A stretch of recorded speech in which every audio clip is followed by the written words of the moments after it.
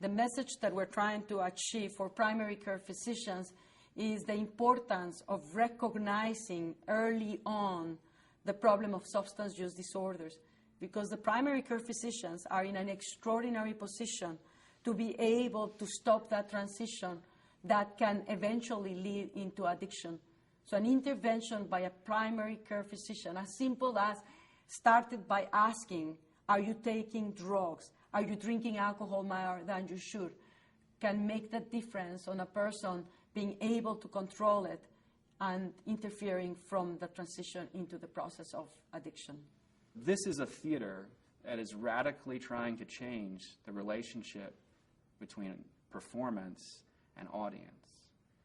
And we privilege the audience and their reactions and the discussion that happens afterwards over the performance itself. Performance is only a pep rally for the discussion we're hoping to have. Everybody there has some connection to addiction, either they're caregivers or doctors, nurses, what have you, but people who've dealt with it. So they're hearing this in a kind of maybe different way than they would hear it usually, because what we're doing is just a dramatic presentation.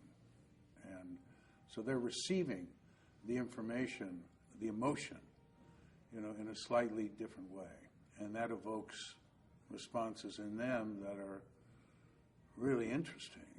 You can never predict what people will say, but oftentimes all of the clinical guards come down and people speak about their own experiences and what drew them to medicine and what challenges them morally, ethically, emotionally about administering to the needs of patients who are struggling with addiction. What's hard about being in the presence of people who are suffering all the time?